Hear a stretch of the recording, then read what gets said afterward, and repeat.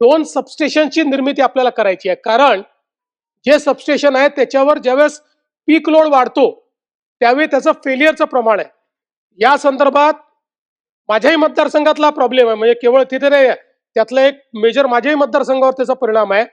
नागपूर जिल्ह्यामध्ये कोराडी औषधिक केंद्र आहे आणि तिथे वीज निर्मिती होते. आणि असं असताना सुद्धा या उन्हाळ्यामध्ये नागपूर शहरातल्या अनेक भागामध्ये रात्रीच्या वेळेस 7-8 तास वीज नव्हती आणि त्यामुळे लोकांचा जमाव त्या MSCBच्या सबस्टेशनवर जायचा. दुसऱ्या दिवशी अधिकाऱ्यांची विचारणा केली असता त्यांचं सांगायचं की इथे कुठे ट्रान्सफॉर्मरसाठी निधीचा अभाव आहे, आमच्याजवळ मनुष्यबळ नाही. आणि हा त्रास सातत्यानं 2 महिने झाला. आणि मला वाटते की यावर सरकार काय उपाययोजना करणार आहे. आणि जे अधिकारी सामान्य जनतेला जे उत्तर देत होते की निधीचा, तर मला वाटते की निधीचा अभाव असू शकत नाही, कारण की ऊर्जा मंत्री साहेबच आमच्या नागपूर शहराचे आहेत. तर निधीचा अभाव नाही तर मग याच्यात चुकी कोणाची आहे?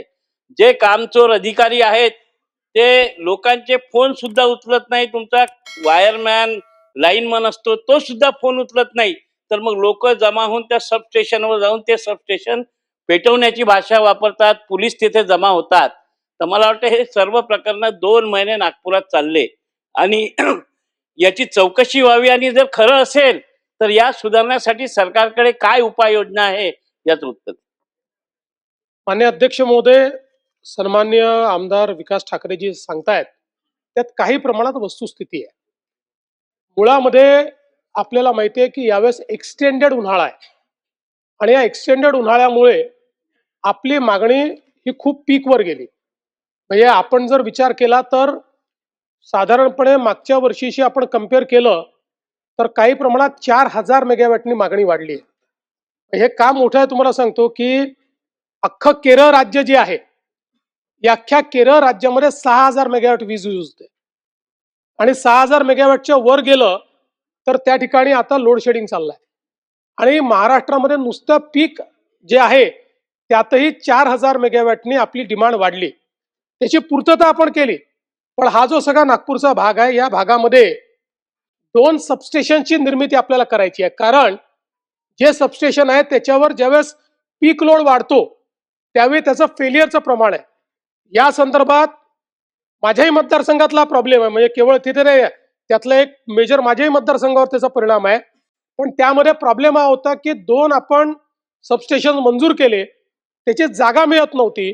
मी आता त्याची बैठक घेऊन त्या जागा त्यांना मिळवून दिलेल्या आहेत. त्याचं कामही आपण करणार आहोत. ते काम झाल्यानंतर त्या ठिकाणी ज्यावेळेस हा लोड डिस्ट्रीब्यूट होईल सबस्टेशनवर त्यावेळी हे फेलियरचं प्रमाण हे पूर्णपणे त्या ठिकाणी संपेल. मात्र आपण जे सांगितलं की फोन उचलला नाही वगैरे असं जर असेल तर कारवाई केली जाईल. निकमजी बोला. अध्यक्ष महोदय, प्रश्न नागपूरचा आहे. मी थोडासा कोकणात येतो.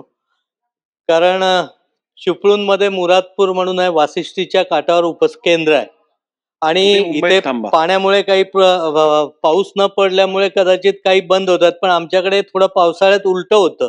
अति पाऊस झाल्यामुळे नदीच्या काठावर जे उपकेंद्र आहेत हे शिफ्टिंगचे प्रस्ताव वरती पाठवलेले आहेत.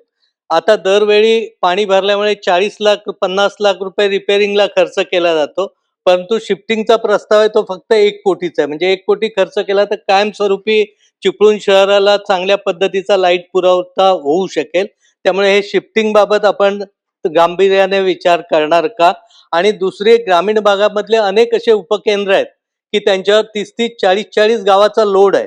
तर हा लोड कमी करण्यासाठी उपकेंद्रांची संख्या आम्हाला वाढवून देण्याबाबतचा सकारात्मक विचार करणार का? होय अध्यक्ष महोदय, पहिल्यांदा आपण जे सांगितलेलं आहे त्या संदर्भातले जर प्रस्ताव आले असतील तर त्याच्यावर सकारात्मक विचार केला जाईल. आणि आपण जी RDSS ची योजना हातामध्ये घेतली आहे ती योजनाच याकरता आपण घेतलेली आहे की त्यातनं ज्या सबस्टेशनवर अधिकचं लोड आहे त्या ठिकाणी आपण लोड डिस्ट्रीब्यूट करण्याकरता सबस्टेशन तयार करतो आहोत. आणि मला हे देखील सांगायचं आहे की विशेषतः आता आपली जेव्हापासनं मुख्यमंत्री सौर कृषी वाहिनी योजना ही मोठ्या प्रमाणात कार्यान्वित झाली आणि 6000 मेगावॅट आता त्यातनं आपल्याला वीज मिळते, तेव्हापासनं ट्रान्सफॉर्मर फेलियरचा रेट हा सबस्टॅन्शियली कमी झालेला आहे. यावर्षी जर आपण तो बघितला तर इतक्या उन्हाळ्यामध्ये म्हणजे एक कदाचित आश्चर्य असेल की साधारणपणे विजेची मागणी ही 5% 60% वाढते, पण मागच्या वर्षीच्या तुलनेत आपली विजेची मागणी ही 19.5% वाढलेली आहे. काही प्रमाणात औद्योगिकरणामुळे देखील ती वाढलेली आहे, पण काही प्रमाणामध्ये एक्सटेंडेड उन्हाळ्यामध्ये देखील ती वाढलेली आहे. आणि म्हणून निश्चितपणे RDSS योजनेच्या अंतर्गत अशा प्रकारे आपण जिथे सुचवलेलं आहे त्या ठिकाणी आवश्यकता असेल तर सबस्टेशनचं डिव्हिजन केलं जाईल.